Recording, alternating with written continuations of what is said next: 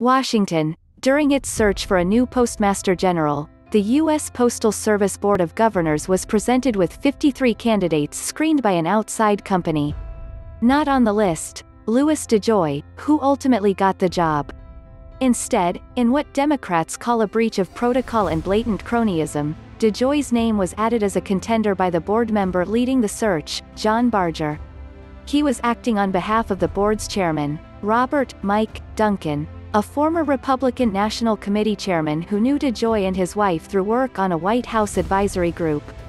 DeJoy, Barger and Duncan were prominent donors to President Donald Trump and other Republicans. How exactly DeJoy was hired is among the questions Congress is trying to unravel as lawmakers scrutinize a series of operational changes at the Postal Service that have resulted in widespread mail delays and fears that the agency will not be able to handle an expected surge in mail-in ballots this fall as a result of the coronavirus pandemic.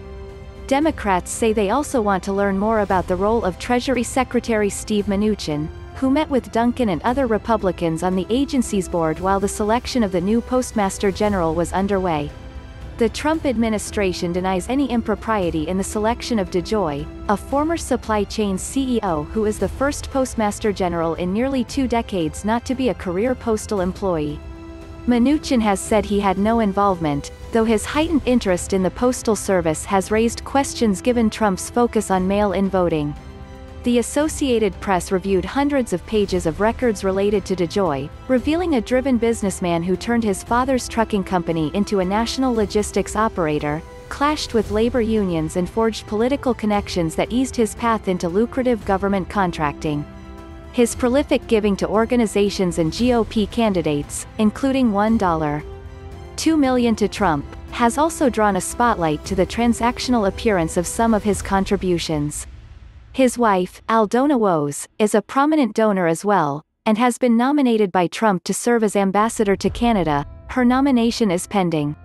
The records reviewed by the AP reveal a pattern of DeJoy's family winning coveted opportunities after making generous contributions.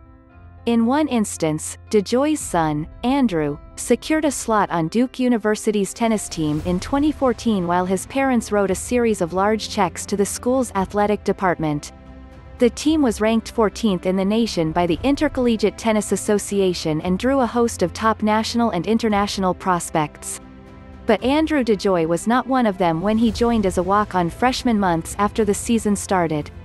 "It was a dream of mine since I was very little, but I wasn't expecting to play," Andrew DeJoy said in an interview published by the school's athletic department in 2015.